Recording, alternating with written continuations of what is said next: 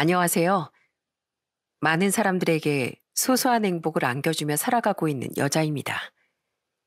제게는 나이를 50, 60, 70, 그리고 세상을 떠나게 되는 그날까지 절대로 잊을 수 없는 분이 계십니다. 그분은 바로 저의 시어머님이신데요. 처음 만난 그 순간부터 이 세상의 소풍을 끝마치시는 날까지 제게 따뜻한 사랑을 남겨주고 가신 시어머님과의 소중한 인연에 대한 이야기를 지금부터 해볼까 합니다. 항상 사연 채널을 재미있게 보고 있는 사람이지만 이렇게 직접 사연을 보내보는 건 처음이라 조금 떨리네요. 그럼 시작해 보겠습니다. 어릴 적 저희 부모님께선 작은 빵가게를 운영하시고 있었어요. 동네 위치에 있는 빵집이었기에 오며 가며 들리는 단골 손님들이 아주 많은 곳이었지요. 어릴 때부터 보고 자란 것이 부모님께서 맛있는 빵을 만드는 모습이었기에 저 또한 자연스럽게 빵을 만드는데 관심을 가지게 됐어요. 그래서 가끔 부모님께선 빵 반죽을 떼어서 제게 주시곤 했습니다. 자, 우리 공주님 만들고 싶은 거 한번 만들어봐. 어머니가 빵 반죽을 떼어주시면 전 그걸 가지고 이래저래 실컷 주무르기도 하고 귀여운 모양을 만들어 보기도 했습니다. 그게 또래 친구들이랑 공기놀이를 하는 것보다 술래잡기나 숨바꼭질을 하며 노는 것보다 몇 배는 더 재밌었어요. 어린 시절부터 부모님의 일을 동경했던 전 대학을 가지 않고 제가 제빵 학원을 다니며 부모님의 일을 정식으로 배워보려고 노력했습니다. 그리고 학원을 다니면서 자격증을 딴 뒤 곧바로 부모님의 가게에서 일을 하기 시작했어요. 제가 가게에서 같이 근무를 하게 되면서 특별한 변화가 하나 찾아온 게 있다면 바로 특별한 날을 맞이한 사람들을 위한 케이크를 만드는 것이었습니다. 과연 많은 사람들이 관심을 가져줄까 싶었는데 생각보다 많이들 좋아해 주시더라고요. 저기 혹시 케이크 완성됐나요? 그럼요, 여기 있습니다. 우와, 정말 예뻐요. 매년 저희 아이 생일마다 여기서 케이크를 사갔거든요. 이번엔 조금 특별한 케이크를 만들어주고 싶어서 주문했는데 기대 이상이에요. 감사합니다. 일을 시작한 이후부터 하루하루가 정말 즐거웠어요. 주문 케이크도 만들어 가시고 겸사겸사 가게에서 맛있는 빵도 사가시고 부모님 가게는 동네에만 위치한 작은 빵집이었지만 조금씩 입소문이 퍼져서 아주 가끔 다른 동네에서도 케이크를 사러 오시곤 했습니다. 그렇게 30대로 접어들게 되면서 제겐 작은 심경의 변화가 찾아왔는데요. 프로포즈용 케이크나 고백용 케이크 혹은 연인의 생일 케이크를 만들어가는 사람들을 보고 조금 부럽다 하는 생각이 들었다는 겁니다. 저는 그때 당시 짧은 연애만 해봤을 뿐 한 사람을 오래 만나본 적이 없었거든요. 하지만 부러운 마음이 든다고 해서 무조건 누군가를 만나야겠다 생각을 한 건 아니었어요. 때가 되면 알아서 자연스럽게 생기겠거니 하고 물 흐르듯 살아가야겠다 싶었죠. 그러던 어느 날 갑자기 친구가 제게 소개를 받아보지 않겠냐는 소리를 하더라고요. 내 남자친구의 친구인데 사람이 참 괜찮대. 우리랑은 3살 차이고 들어보니까 중견기업 다니고 있고 연봉도 꽤 된대. 좋은 회사 다니는 사람이 나 같은 사람이 눈에 들어오기나 할까? 잘 되면 인연이고 잘 안 되면 친구로 남는 거지 뭐. 한번 만나봐. 용기 있는 사람이 능력 있는 남자를 얻는다는 것도 모르니? 친구는 계속해서 제게 소개팅을 받아보라고 옆구리를 쿡쿡 찔렀습니다. 태어나 처음 받아보는 소개팅이었기에 혹시라도 삐걱거리진 않을까 그 부분이 제일 걱정이 됐어요. 하지만 절 생각해서 말을 꺼내준 친구를 봐서라도 용기를 한번 내어보기로 마음을 먹었습니다. 친구의 말대로 잘 되면 인연으로 이어지는 것이고 안 되면 지인으로 지내지 뭐 하는 마음을 먹고서 기대를 내려놓고 소개팅 자리에 나갔고 그곳에서 남편을 처음 만나게 됐어요. 서로 자기소개를 하고 직업에 대한 이야기를 하는데 제가 부모님의 빵집에서 일을 하면서 특별한 기념일에 케이크를 만들어드리고 있다고 하니 눈을 반짝이며 이렇게 물어보더라고요. 어릴 때부터 대학까지 쭉 공부만 해서 제가 그런 건 잘 모르거든요. 신기하네요. 그러면 케이크를 손으로 직접 만드시는 거예요? 네, 크림 바르는 것부터 시작해서 데코레이션까지 전부 다 제가 하고 있어요. 와, 너무 멋있는데요. 다음에 기회가 된다면 지우 씨가 만든 케이크도 한번 먹어보고 싶어요. 남편은 듣던 대로 괜찮은 성격을 가지고 있는 사람이었습니다. 중견기업을 다닌다고 으스대지도 않았고 서로 대화도 잘 통한다고 생각했기에 저흰 첫 만남 이후 2번 정도 더 만남을 이어가다 연애를 한 지 2년 만에 결혼을 약속했습니다. 서로 나이가 있는 편이었기에 시간을 더 지체할 순 없겠다 싶었죠. 친정에선 남편과의 결혼을 문제없이 허락해 주셨지만 걱정이 되는 건 다름 아닌 시댁이었습니다. 남편은 어릴 적 아버지가 돌아가시고 홀어머니 손에서 자랐다고 했거든요. 심지어 남편은 밑에 남동생 한 명 있는 장남이었습니다. 그 말을 듣고 나니 혹시라도 결혼을 반대하시면 어떡하지? 그래도 집안의 장남인데 더 나은 사람에게 장가를 보낼 생각이라고 하시면 어떡하지? 혼자 5만 가지 고민을 다 하고 있으니 남편이 웃으며 이렇게 말을 하더라고요.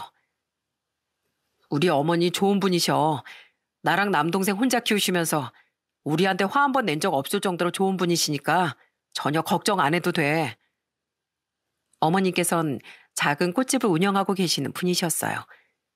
꽃집을 운영한 것만 20년 정도 됐다고 하시더군요. 조심스럽게 꽃집 문을 열고 들어가는 순간 확 풍겨오는 향긋한 꽃냄새와 싱그러운 화분 냄새가 코끝을 감돌았습니다.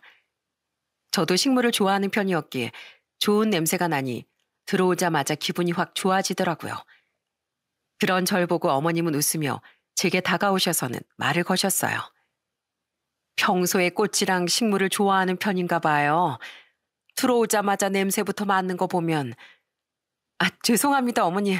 인사 먼저 드렸어야 하는데 들어오자마자 향기가 너무 좋아서 저도 모르게 그만. 처음 뵙겠습니다. 이지유라고 합니다. 걱정했던 것과는 달리 어머님께선 굉장히 따뜻하고 인자하신 분이셨어요. 가게 안의 꽃들과 식물들도 정말 하나같이 전부 다 생기를 띠고 있었어요. 그런 것만 봐도 가게에 얼마나 공을 들이시는지 알 수 있었죠. 어머님께 가볍게 인사를 드리고 꽃집 문을 잠시 닫고 함께 식사를 했습니다. 그런데 어머님께선 식사를 기다리는 내내 제 손을 잡고 제 얼굴을 빤히 쳐다보면서 손을 살살 쓰다듬어 주셨어요. 예쁘다, 예뻐. 누구 집 딸인지 참 예쁘다. 태어나서 예쁘다는 소리 태준 씨랑 부모님 말곤 처음 들어봐요. 예쁘다고 해주셔서 감사합니다, 어머님. 어머님이 예쁘다는 말에 저는 그저 기분이 좋기만 했습니다. 그리고 집으로 돌아가기 전 어머님께선 제게 작은 꽃이 피어있는 화분 하나를 건네주셨어요. 플루메리아라는 꽃인데 환영이라는 꽃말을 가지고 있어요. 우리 가족이 된 걸 환영한다는 의미로 주는 거예요. 물은 자주 줄 필요 없고 흙이 좀 말랐다 싶을 때 조금씩 주면 돼요. 우리 집 맏며느리가 되어줘서 정말 고마워요. 아이고 참, 우리 아들이 벌써 결혼할 나이가 됐다고 생각하니 나도 모르게 눈물이 나네. 미안해요. 나이 들어서 주책이야 정말. 아니에요 어머님. 저라도 아들이 장가 간다고 며느리 될 사람 데리고 오면 눈물 날 것 같은걸요? 이렇게 예쁜 화분 선물해 주셔서 감사해요. 애지중지 잘 키울게요. 어머님께선 제게 선물을 주시며 눈물도 흘리셨습니다. 처음 인사로 오기 전 겁을 먹었던 것이 무색할 정도로 어머님은 첫 만남부터 제게 다정하게 대해주셨어요. 그렇게 저희는 양가 식구들의 허락도 받고 일사천리로 상견례도 진행했습니다. 그리고 상견례에서 시동생과 처음 마주할 수 있었어요. 안녕하세요 형수님. 처음 뵙겠습니다. 저는 강태훈이라고 합니다. 시동생은 20대 후반부터 미국에서 일을 하게 되어 미국에 살면서 가끔 집안에 중요한 일이 있거나 한국에 볼 일이 있을 때만 잠깐 온다고 하더라고요.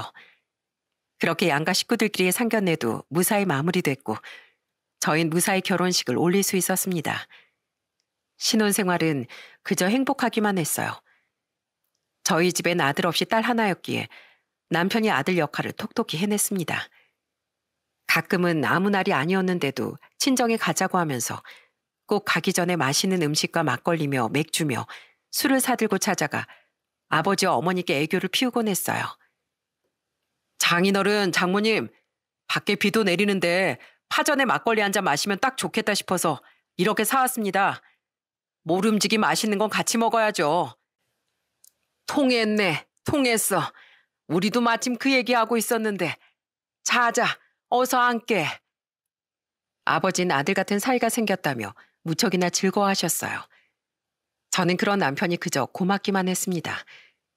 저 또한 남편이 저희 집에 잘하는 것처럼 어머님께 잘해드렸어요. 간혹 날이 무척 좋거나 일을 쉬는 날엔 어머님께 전화를 걸어 데이트 신청을 하기도 했어요.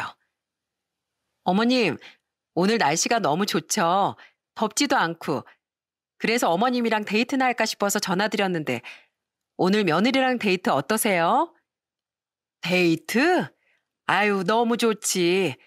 안 그래도 내 친구들이 항상 딸이며 며느리며 같이 어디 놀러 갔다 왔다고 말할 때마다 부러웠었는데 이제 나도 자랑 좀 하고 다녀야겠다. 친구 같은 며느리, 딸 같은 며느리는 없다고들 하지만 저는 그런 며느리가 되어드리고 싶었습니다. 어머니께서도 딸 없이 아들만 둘이기도 하셨고 또 결혼 후부터 저를 엄청 예뻐하셨거든요. 원래 장남이 결혼을 하면 안 지내던 제사도 지낸다고 하잖아요. 그래서 혹시라도 돌아가신 아버님의 제사를 지내지 않을까 싶었었는데 제가 넌지시 그 부분에 대해 여쭤보자 어머니께선 깜짝 놀라시며 이렇게 말씀하셨어요. 무슨 소리? 너희 시아버진 벌써 절에다가 모셨어. 그래서 매년 기일이 되면 절에 찾아가 인사드리는 게 전부야. 그러니까 넌 그런 걱정은 하지도 말어. 난 너 힘든 일은 절대로 안 시킬 거야. 이렇게 절 위해 주시는 어머님과 가끔씩 손을 꼭 잡고 맛있다고 소문이 난 카페에 가보기도 하고 맛집을 가기도 하면서 행복한 시간을 보내곤 했습니다. 어느 날은 어머님께서 손을 꼭 잡아주시며 제게 이렇게 말씀해 주시더군요. 네 덕분에 내가 처음으로 인생의 여유라는 걸 느껴본다. 네 시아버지 세상 떠나고 나서 나 혼자 어린애들 키운다고 얼마나 힘들게 살았는지 몰라. 아들들은 이제 나만 바라보고 살아야 하니까 정신을 번쩍 차리고서 온간이라며 살았지. 애들 얻고서 설거지도 하고 국밥을 나르다 넘어져서 뚝배기 그릇을 깨보기도 하고 말이야. 아휴, 많이 힘드셨을 것 같아요. 그렇게 피땀 흘려 키웠기 때문에 지금 두 녀석 다 반듯하게 잘 자랄 수 있었던 거지. 그리고 틈틈이 모은 돈으로 조그만 꽃집을 차려 지금까지 운영하고 있는 거고 애들 다 키워놓곤 혼자서 해외여행 한번 가보고 싶어서 비행기 여권까지 다 만들어놨는데 아이 바빠서 해외는 고사하고 제주도도 한번 못 가봤어. 그래서 이런 여윤 세상 뜨고서야 느껴볼 줄 알았는데 네 덕분에 이렇게 만난 것도 먹어보고 참 좋다, 좋아. 어머님의 옛 얘기를 듣고 참 대단하신 분이라는 생각이 들었습니다. 저라면 절대로 하지 못했을 일들을 어머님께선 힘들어도 자식을 위해 이겨내신 거니까 말이죠. 그렇게 저희는 양가 부모님들과 좋은 관계를 유지하면서 살아갔습니다. 그런데 딱 결혼 3년 차가 되던 해부터 남편은 뭔가 조금씩 달라지기 시작했어요. 틈만 나면 미팅이네 뭐네 이런 이유로 집에 새벽 늦게 들어오는 건 기본이었고 해외 출장을 간다며 길게는 일주일씩 자리를 비우기도 했죠. 가끔 가다 한두 번이야 충분히 업무상의 문제라고 생각할 수 있지만 자주 이렇게 난리를 피우니 뭔가 이상하다 싶었어요. 당신 요즘 술자리가 왜 이렇게 잦아? 해외 출장은 또 왜 이렇게 자주 다니고? 원래는 안 그랬었잖아. 외부적인 일이 이렇게 늘어난 이유가 있어? 여보, 팀장님이 나 이쁘게 봐주고 계셔서 부장님이랑 같이 해외 출장도 보내주시고 미팅 자리에도 데리고 다녀주시고 하는 거야. 그러니까 나 이렇게 바쁘게 사는 거 이해 좀 해주라. 남편은 본인을 이해해달라는 듯 제게 이런 식으로 이야기를 하더군요. 생각해보니 제 친구들도 회사 생활이 힘들다며 궁시렁대고 회식 자리에 억지로 끌려가는 모습을 몇 번 봤었기에 남편도 그런 상황인가 보다 싶어 사회생활하는 남편을 이해해줘야겠다 싶은 마음에 그냥 넘어갔습니다. 저희 가족에게 불행이 찾아온 건 그로부터 얼마 지나지 않은 날이었어요. 어느 날부턴가 어머니는 밥을 먹지 않았음에도 배가 부르다고 말씀해 주셨고 또 살이 점점 빠지기 시작하셨으며 가만히 서 계시기만 해도 잠이 온다는 이야기를 자주 하셨습니다. 이런 증상이 장기적으로 이어지니 평범한 것이 아니구나 하고 판단하신 아버지께선 어머니를 큰 병원으로 모시고 가셨어요. 그리고 저희 어머니에게 내려진 진단은 간세포 암종이라는 낯선 병이었어요. 간세포 암종이 쉽게 말하면 원발성 간암이라는 겁니다.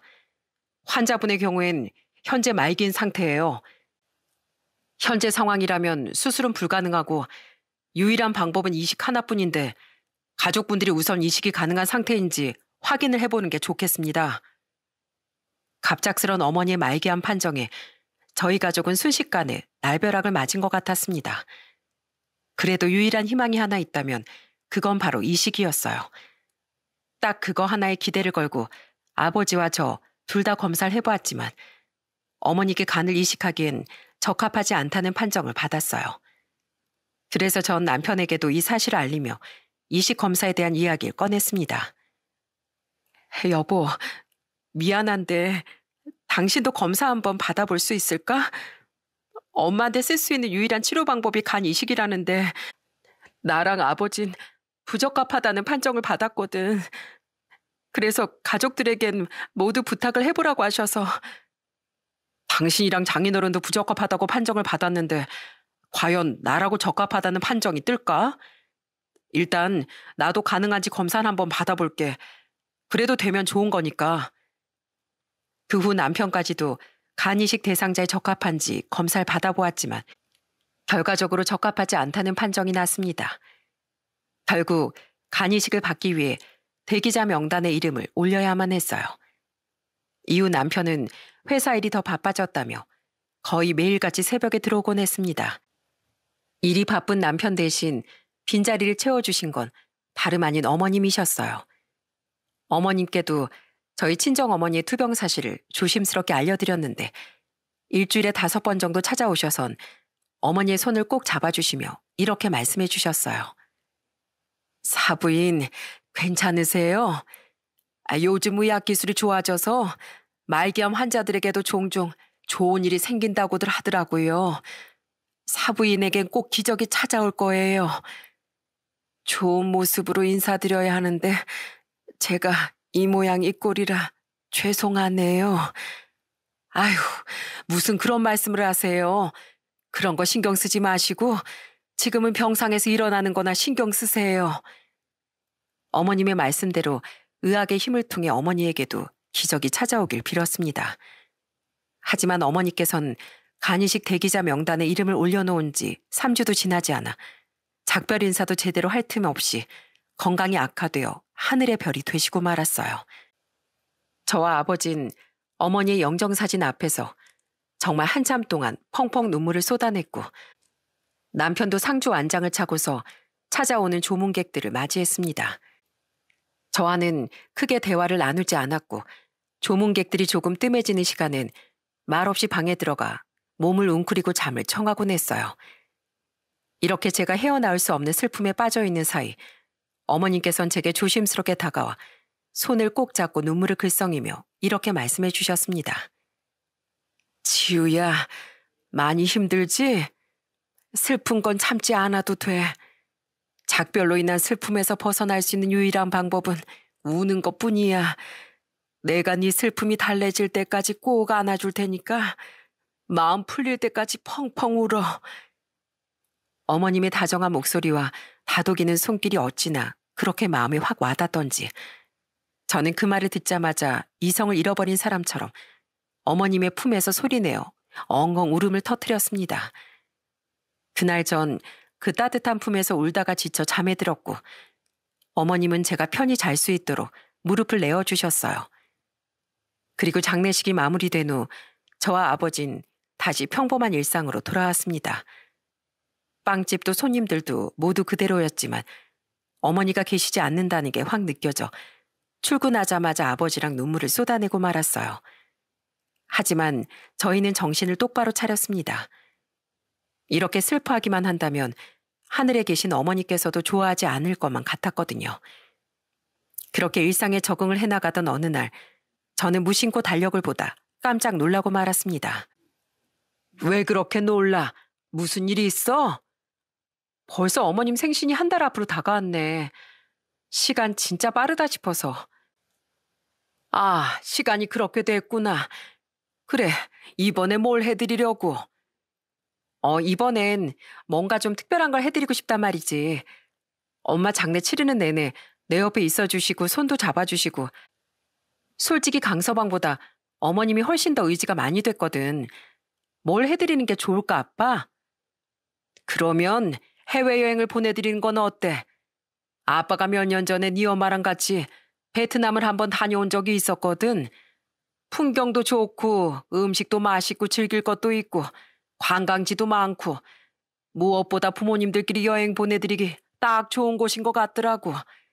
그래서 사부인 보내드리면 좋아하실 것 같은데.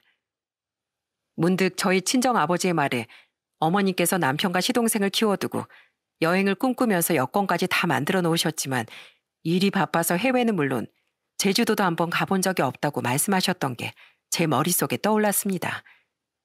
어머님께서 워낙에 수수하셔서 향수나 화장품 같은 것도 잘 쓰시지 않았기에 이번엔 해외여행이라는 특별한 선물을 해드리기로 마음을 먹었습니다. 저도 해외여행은 나가보지 않아 인터넷에 힘을 빌려 다양한 정보를 얻은 다음 아버지가 말씀하신 베트남 여행 패키지를 보내드리기로 마음을 먹었습니다. 그리고 곧바로 어머님께 전화를 걸었어요. 어머님, 혹시 지금 시간 괜찮으세요? 시간 괜찮다. 오늘 꽃집 쉬는 날이라 집에 있어. 근데 왜? 지금 제가 그럼 댁으로 찾아뵐게요. 어머니께 말씀드릴 게 하나 있어서요. 마침 어머님이 쉬시는 날이라 어머님 댁으로 바로 찾아갈 수 있었습니다. 그리고 어머님을 뵙자마자 해외여행에 대한 이야기를 꺼냈어요. 해외여행이라니? 아이, 갑자기 그게 무슨 소리야? 저희 엄마 상 치르면서 계속 제 손 잡아주시고 안아주시고 어머님이 저한테 많이 힘이 되어주셔서 이번 어머님 생신 때 특별한 선물을 드리고 싶었어요. 마음 같아선 저도 같이 가고 싶지만 제가 자리를 비울 수가 없어서 대신 맛있는 것도 실컷 드시고 편하게 관광하실 수 있게끔 제가 패키지 여행으로 보내드리려고 해요.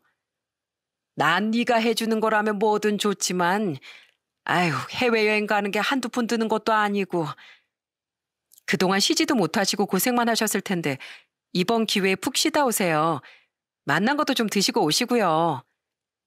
이렇게까지 신경 써줘서 고마워, 지우야. 그래도 우리 며느리가 해외 보내준다고 하니 기분 좋다. 이 나이 먹도록 여행 한번 못 가봤는데 우리 지우 덕분에 아주 호강하겠네. 어머님께선 정말 소녀처럼 좋아해 주셨어요. 이렇게 좋아하실 줄 알았다면 진작에 좀 보내드릴까 싶은 생각이 들더라고요. 그렇게 어머님 댁에서 예매를 도와드리고 집에 가서도 남편에게 해외여행에 대한 이야기를 했습니다. 여보, 이번 어머님 생신 때 베트남 패키지 여행 보내드리려고. 뭐? 패키지 여행? 어머니 혼자? 가이드까지 다 있는 패키지 여행이야. 사람들도 많이 올 거고 코스도 다 정해져 있어서 안심하고 보내드릴 수 있어. 어머님도 좋아하셨고. 차라리 당신이 같이 가는 건 어때? 아무리 패키지 여행이라지만 내가 자리를 비워버리면 나 없는 동안 아버지 혼자서 가게 열고 닫고 빵 만들고 하셔야 해서 어려울 것 같아. 어머니께도 이 부분 말씀드렸고. 아휴, 그냥 넉넉하게 용돈이나 드리지 무슨 해외여행을 보내드리겠다고. 장례 치르는 내내 내 손 잡아주시고 내 옆에 있어주신 분이 바로 어머님이시잖아. 그게 너무 감사해서 이번엔 특별한 거 좀 해드리고 싶었어. 아유, 알겠어. 그래도 뭐 어머니가 좋아하셨다니까 더 이상 말 안 얹을게. 남편이 잘했다고 말을 해줄 줄 알았는데 되려 발끈하는 모습을 보며 이상하다고 생각했습니다. 물론 걱정되는 건 이해했지만 이렇게까지 화를 낼 일인가 싶었죠. 그리고 시간이 흘러 어머님의 생신이 다가왔습니다. 그날은 어머님이 출국을 하는 날이셨고 출근을 한 남편 대신 제가 공항까지 어머님을 모셔다 드렸습니다. 어머님, 5일 동안 편히 푹 쉬다가 오세요. 만난 것도 많이 드시고 멋진 것도 많이 보시고요. 무엇보다도 가이드분 잘 따라다니셔야 돼요. 아시겠죠? 알았어. 내 도착해서 사진 찍어 보내마. 어머님은 무척이나 행복해 하셨어요. 그런 모습을 보니 정말 소녀 같기도 하고 즐거워하는 게 눈에 보여서 저까지 덩달아 즐거워지더군요. 그리고 어머님이 귀국하시는 날 남편은 해외 출장을 떠난다며 집을 나섰습니다. 나가는 김에 공항까지 데려다 주겠다는 것도 마다한 채 굉장히 급하게 나가길래 저는 비행기 시간이 얼마 남지 않아 저러나 싶었죠. 그렇게 집을 떠난 남편을 뒤로하고 저는 어머님을 모시러 차를 몰고 공항으로 향했습니다. 그리고 얼마 지나지 않아 여행 가방을 가지고 서 계시는 어머님을 발견할 수 있었어요. 그런데 어머님의 얼굴이 몹시도 어두워져 있더라고요. 그리고 절 보자마자 제게 이야기할 것이 있다며 제 손을 잡고 공항 안에 있는 커피숍으로 향하셨습니다. 그런데 자리에 앉은 후에도 한동안 고개를 숙이고 아무런 말씀을 하시질 않는 겁니다. 어머님, 왜 그렇게 표정이 안 좋으세요? 지우야, 너 우리 태준이랑 칼라서라. 지금 무슨 말씀을 하시는 거예요, 어머님? 어머니께서 말없이 제게 사진 하나를 보여주셨어요. 어머님이 보여주신 사진은 공항 내부 사진이었고 많은 사람들이 저마다 우글우글 이동을 하고 있는 모습이었어요. 그 수많은 사람들 사이 저는 본능적으로 제 눈이 쫓는 사람을 발견할 수 있었죠. 익숙한 헤어스타일과 익숙한 셔츠, 그 사람은 바로 제 남편이었습니다. 어머니께서 멍한 표정을 짓는 절 보고 제 손을 잡으며 이렇게 말씀하셨어요. 비행기에서 내려서 공항 안으로 들어오는데 근처에 선글라스를 끼고 있는 남자가 한 명 눈에 들어오더라고. 선글라스를 끼고 있어도 단박에 알아볼 수 있었어. 태준이라는 걸. 그리고 옆에는 어떤 낯선 여자가 선글라스를 끼고 태준이 팔짱을 자연스럽게 끼고 있더라고. 그걸 보고 정말 멍해져선 두 사람의 뒷모습만 쳐다보고 있었지. 난 태준이를 봤지만 태준인 선글라스를 낀 데다가 사람이 많아서 그런 건지 날 그냥 지나쳐 가더구나. 겨우 정신을 차리고 달려가서 뭐 하는 짓이냐고 묻고 따지고 싶었는데 사람들도 너무 많았던 데다 걸음걸이는 또 어찌나 그렇게 빠른지 아이 정신을 차려보니까 벌써 저만치 가 있더라고. 그래서 너한테 보여주려고 되는 대로 겨우 이렇게 사진 한 장 찍어 보여주는 거야. 몸이 사시나무처럼 덜덜 떨리는 것 같았습니다. 남편의 옆에 있던 그 여자 누군지 언제부터 만난 것인지 알고 싶은 것들이 너무 많았어요. 어머님, 이럴 땐 어떻게 행동해야 돼요? 누가 그러더라. 한 번 바람 피는 건 어렵지만 한 번 성공하면 계속 피게 되는 것도 바람이라고. 난 네가 이런 놈이랑 같이 살면서 상처받는 꼴 절대로 못 본다. 그러니 봐주거나 그럴 생각하지 말고 뒤도 돌아보지 말고 태준이 한국 돌아오는 대로 갈라서. 아니다. 그냥 이놈 한국 돌아올 때까지 우리 집에 있어. 내가 옆에 있어 줄 테니까.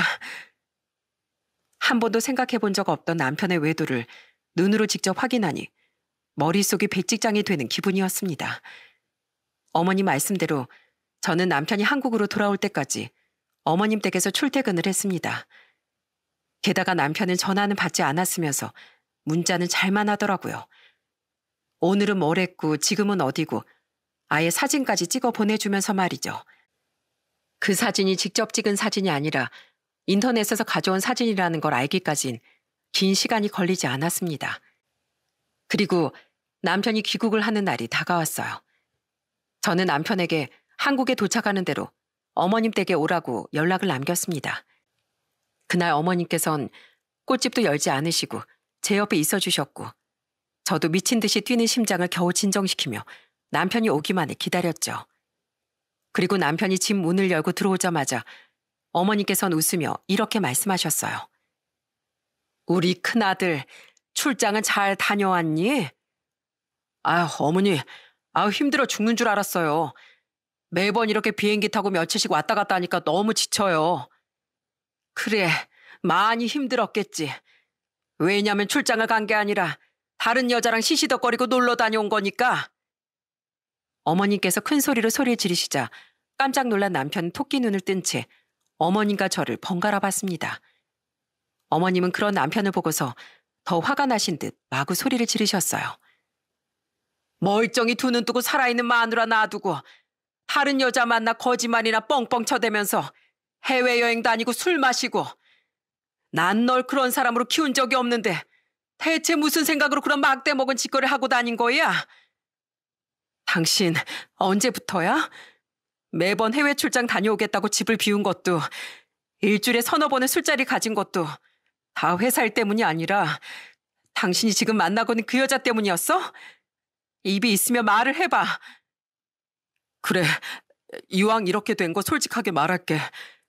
나 다른 사람 생긴 거 맞아. 친구랑 술자리를 가지다가 처음 만났는데 얼굴도 매력 있게 생기고 성격도 좋아서 나도 모르게 호감이 가더라. 그냥 알아보고 싶다는 마음으로 가볍게 만났는데 이젠 아니야. 내가 그 사람을 당신보다 더 사랑하게 됐거든. 집안에 돈도 많고 학벌도 좋은 사람이야. 어머니도 만나면 분명히 저 사람보다 훨씬 더 마음에 들어 하실 거예요. 아이고, 내가 사람이 아니라 머리 검은 짐승을 키웠구나. 어머니께선 남편의 적반하장 태도에 뒷목을 잡으시며 그 자리에서 주저앉으셨고 남편은 멍하니 서 있는 절 보며 물었습니다. 나랑 이혼해 줄 거지? 어차피 용서하고 같이 산다고 해도 껍데기랑 사는 거나 마찬가지일 텐데. 제발 당연한 소리 좀 하지 마. 고마워. 내가 재산 분할이고 뭐고 전부 다 해줄게. 우리 신혼집도 큰맘 먹고 당신한테 줄게. 그래, 다 주고 넌 몸만 나가. 너랑 같이 살 그 여자가 불쌍하다. 이렇게 여자 하나에 찌질해지는 놈이라는 거 네 옆에 수준 높은 그 여자는 알고 있다니? 아, 모르니까 만나겠지. 알고 나면 진지게 버림받았겠지. 수준 맞는 여자랑 평생 지지고 볶고 잘 살아봐. 저희는 그렇게 이혼 소송을 진행했어요. 아이가 없었기 때문에 양육비 문제로 언성을 높일 일은 없었고 상간녀 소송까지 함께 진행해 두 인간들에게서 위자료를 몽땅 받아낼 수 있었습니다. 저희 두 사람이 함께 살던 집도 남편이 제게 주겠다고 말한 덕에 가지고 올 수 있었죠. 남편과 정말로 남이 되던 날 어머님은 제게 만나자는 말씀을 하셨어요.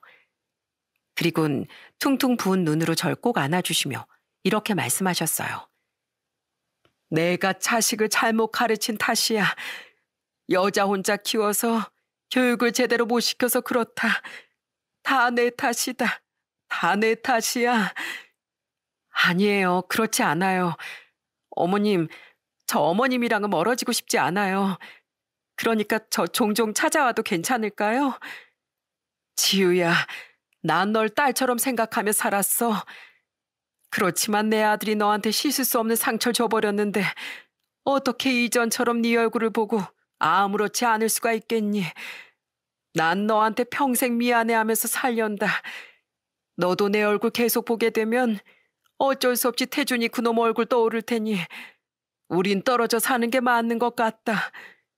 그래도 절대로 기죽지 말고 밥도 잘 챙겨 먹고 건강하고 씩씩하게 살아야 해. 결국 저와 남편이 갈라서게 되면서 어머님과도 연락을 끊게 됐습니다. 머릿속으론 이게 맞는 거지라는 생각이 들다가도 제가 어머님을 너무 많이 의지했어서 그런 건지 너무 힘들더라고요. 그 후로 5년이라는 시간이 흘렀습니다. 저는 그 사이 휴대폰 번호도 바꿨고 이혼의 고통도 극복해 나가며 나름대로의 회복 기간을 거쳤어요. 처음엔 힘들었지만 확실히 시간이 약이라는 말이 틀린 게 아니더군요. 그러던 어느 날 조용하고 한적한 가게에 한 청년이 문을 열고 들어왔고 저는 그 청년의 얼굴을 보고 깜짝 놀랄 수밖에 없었습니다. 안녕하세요, 형수님. 오랜만에 뵙습니다. 그 사람은 바로 시동생이었어요. 시동생은 제게 할 말이 있어 찾아왔다며 잠시 시간을 내어달라고 했고 저희는 근처 커피숍에서 편히 앉아 대화를 나눴습니다. 오랜만에 보네요, 도련님. 그동안 잘 지냈어요? 우리 가게는 어떻게 찾아왔어요? 도련님은 한 번도 와본 적 없잖아요. 어머니께서 형수님 가게 이름을 정확하게 기억하고 계셨어요. 그래서 혹시나 해서 검색을 해봤더니 지역에 딱 하나밖에 안 뜨더라고요. 그래서 찾을 수 있었어요. 이후 시동생은 제게 천천히 말을 이어나갔습니다. 시동생은 얼마 전까지 공부를 하다가 한국으로 아예 들어오게 됐고 한국으로 돌아온 이유는 딱 하나, 어머님의 투병 때문이었다고 하더라고요. 어머니께서 편찮으세요? 어디 가요? 위암 말기시래요. 기대 수명은 한 달에서 3개월 정도시고요. 제가 오늘 형수님을 찾아온 건 어머니가 세상을 떠나시기 전에 형수님 얼굴을 딱 한 번이라도 뵙고 싶다고 말씀을 주셨어요. 어머니 형수님을 굉장히 각별하게 생각하셨거든요. 꼭 세상을 떠난 막내가 생각이 난다고 하시면서요. 도련님한테 동생이 있었어요? 좋은 이야기는 아니니까 어머니도 그렇고 형님도 그렇고 저도 그렇고 형수님께 따로 말씀은 드리지 않았었는데 저희 형제에겐 여동생 한 명이 있었어요. 무척 애교도 많고 사랑스러운 아이였죠. 그런데 막내 여동생이 4살이 됐을 무렵 가족끼리 차를 타고 나들이를 가고 있는데 중앙선을 넘어온 차가 저희 차를 들이받게 되면서 사고가 났어요. 그 사고로 아버지랑 막내 여동생은 세상을 떠났고 저와 형 그리고 어머니는 부상만 입은 채로 구조될 수 있었죠. 그렇게 허무하게 여동생과 아버지를 떠나보내고 어머니는 저희 형제를 먹여 살리기 위해 정말 열심히 사셨어요. 세상에 그런 사연이 있었다니. 형수님이 저희 가족이 됐을 때 이렇게 말씀하시더라고요. 우리 태희도 살아있었다면 저렇게 예쁘게 자랐을까 하시면서요. 형수님이 어머니께 너무 싹싹하게 잘 대해주셔서 그래서 어머니가 형수님을 더 예뻐하셨던 것 같아요. 형이랑 이혼했을 때도 저한테 전화로 계속 그러시더라고요. 그때 나랑은 연락하고 지내자고 할 걸. 그 어린 게 얼마나 상처를 많이 받았을까 하시면서 많이 우셨어요. 정말 많이 그리워하고 보고 싶어 하셨어요. 미안해요. 제가 그 시간 동안 번호를 바꿔버리는 바람에. 그런데 그 인간은 뭐하고 살아요? 재혼은 했어요? 형은 바람난 그 여자랑 살림을 합치자마자 1년도 안 돼서 버림받았어요. 아주 그 여자의 꼭두각시로 산 것 같더라고요. 이거 해라고 하면 군말 없이 하고 저거 하라고 하면 또 아무 말 안 하고 돈 달라고 하면 돈 주고 그러다가 그 여자가 형한테 회사를 그만두고 퇴직금을 자기한테 맡기면 그 돈을 불려서 몇 억대 자산가로 만들어주겠다고 했나 보더라고요. 형은 정말 그 말에 깜빡 속아 넘어가서 나중엔 완전히 알거지가 되고 그 여잔 형의 돈을 들고 도망을 가버렸어요. 그래서 경찰에 신고도 했다고 하는데 알고 보니까 완전히 상습범 중에 상습범이라고 하더라고요. 형은 모든 걸 다 잃어버리고서 조용히 집을 떠나버렸어요.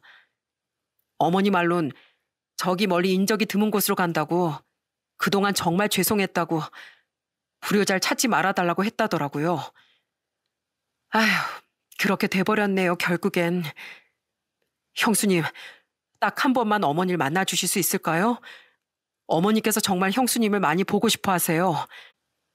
저는 시동생의 간곡한 부탁에 어머님을 만나 뵙기로 결정했습니다. 그리고 그날 시동생을 따라 찾아간 호스피스 병원에서 5년 만에 어머님을 마주할 수 있었어요. 어머님은 온몸에 뼈와 가죽밖에 남지 않은 것처럼 완전히 말라 있었습니다. 5년 전의 모습은 찾아보기 힘들 정도로 말이죠.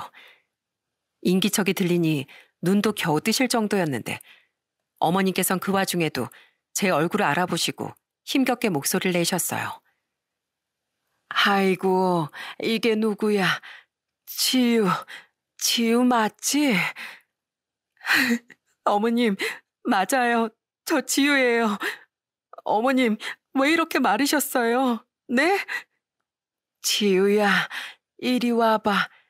이게 꿈인가 생신가 어디 한번 안아보자. 어머님께선 겨우 상체를 일으켜 저를 꼭 안아주셨습니다. 이전과는 너무 다른 앙상하게 야이고 늙어버린 어머님의 모습에 저는 그만 어린애처럼 엉엉 소리를 내어 울어버리고 말았어요. 울지 마라, 지우야. 난 괜찮다. 괜찮어. 어머님, 죄송해요. 어머님이 그렇게 밀어내셨어도 제가 무슨 소를 써서라도 찾아뵀어야 하는 건데 도련님한테 이야기 다 들었어요. 세상을 떠나 막내 따님 이야기. 그래서 저를 더 딸처럼 생각하고 각별하게 여기신 거라고.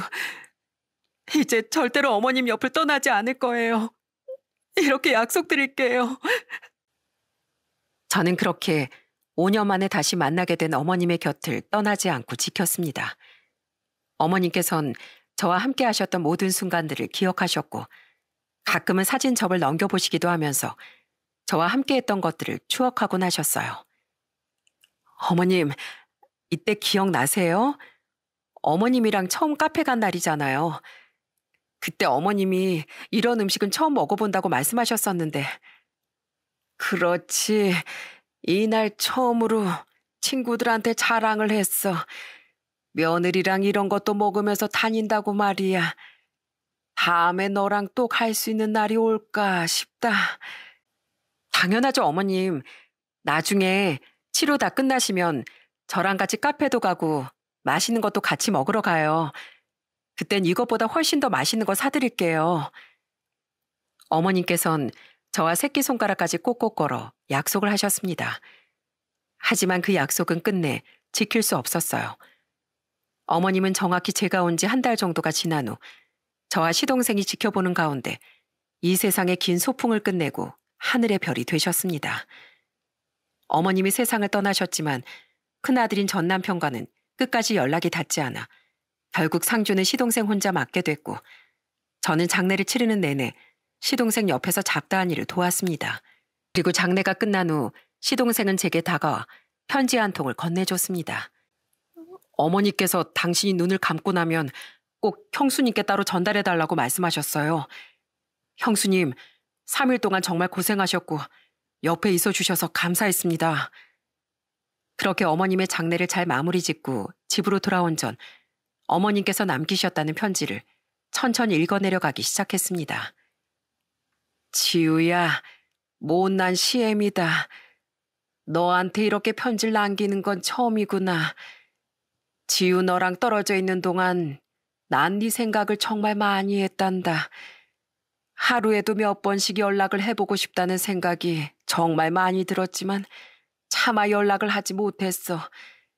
그런데 사람이라는 게 참 간사하지. 세상 떠날 날을 받아놓으니 나도 모르게 이기적인 사람이 되어버리더구나. 내게 얼마만큼의 시간이 주어졌는지도 모르는 상황에서 가장 먼저 떠오른 건 다름 아닌 지우 너였어. 편지를 천천히 읽어내려가던 전 순간 목이 막혀오는 걸 느꼈습니다. 문장 하나하나에 저에 대한 그리움이 가득 묻어 있었거든요. 한참 동안 먹먹한 감정을 느끼던 전 겨우 감정을 추스른 후 다시 남은 문장들을 읽어내려갔습니다. 지우야, 널 만난 건 기적이었다. 며느리와 시어머니 사이로 만났지만 넌 내 딸 같은 아이였어. 세상에 어쩜 이런 애가 다 있을까 싶을 정도로 사랑스럽고 정도 많고 여리고 아마 너 같은 사람은 다시 태어나도 만날 수 없을 거야. 네 덕에 젊은 친구들이 가는 카페에 가서 맛있는 디저트도 먹어보고 네 덕에 처음으로 해외 땅도 밟아보고 네 덕분에 정말 여러 가지 것들을 해볼 수 있어 정말 행복했다. 어머님은 저와 함께했던 모든 순간들을 하나도 빠짐없이 기억하고 있었어요. 여기까지만 해도 울음을 겨우 참을 수 있었지만 저는 마지막 문장을 보고 결국 오열하고 말았어요. 지우야, 다음 생이라는 게 허락된다면 그땐 고부간의 관계가 아니라 우리 모녀 간의 관계로 만나자꾸나. 내가 네 엄마가 된다면 그때는 정말 분에 넘칠 정도로 너에게 사랑만 안겨줄게. 내가 없어도 너무 슬퍼하지 말고 지금처럼 최선을 다해 너답게 밝게 웃으며 살아가거라. 하늘에서도 너를 꼭 지켜주마. 어머님. 짧은 편지 안에 가득 담겨있는 저에 대한 미안한 감정과 사랑이 고스란히 느껴졌습니다. 저는 그 편지를 읽고서 한참을 펑펑 눈물을 흘렸고 이내 속으로 다짐했습니다.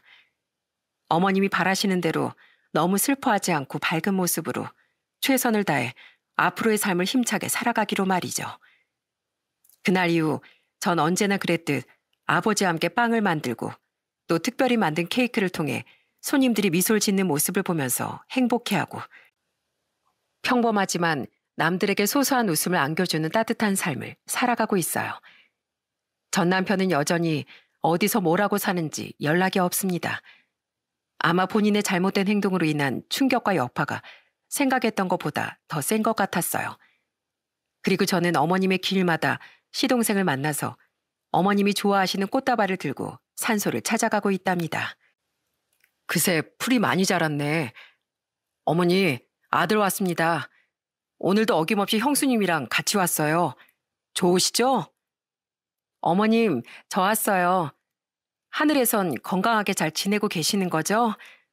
많이 보고 싶어요. 전 어머님이 말씀하셨던 대로 슬퍼하지 않고 최대한 잘 지내고 있어요. 그러니까 어머님께서도 하늘나라에서 건강하게 잘 지내고 계셔야 돼요. 아시겠죠? 앞으로는 더 자주 찾아뵐게요. 전 남편으로 인한 상처는 아마 시간이 지나도 흉터로는 남아있겠지만 그 사람을 알고 함께 지냈던 시간조차 부정하진 않습니다. 그 사람을 만나지 않았다면 아마 마음씨 따뜻한 저희 시어머니를 만날 일도 없었을 테니까요. 나의 인연은 내가 기억하는 이들이 아니라 나를 기억해주는 이들임을 잊지 말아야 한다. 라는 명언이 있습니다. 물론 내가 기억하는 사람들 또한 소중한 인연일 수 있지만 힘든 상황에서 가장 필요한 순간에 나를 기억하고 찾아주는 사람들 또한 인생에 있어 가장 소중한 인연임을 기억하며 살아가셨으면 하는 마음에 이렇게 사연을 보내게 됐습니다. 저의 길고 긴 사연은 여기까지입니다. 제 사연을 들어주신 많은 분들의 하루가 언제나 반짝이며 빛이 나길 바랍니다. 감사합니다.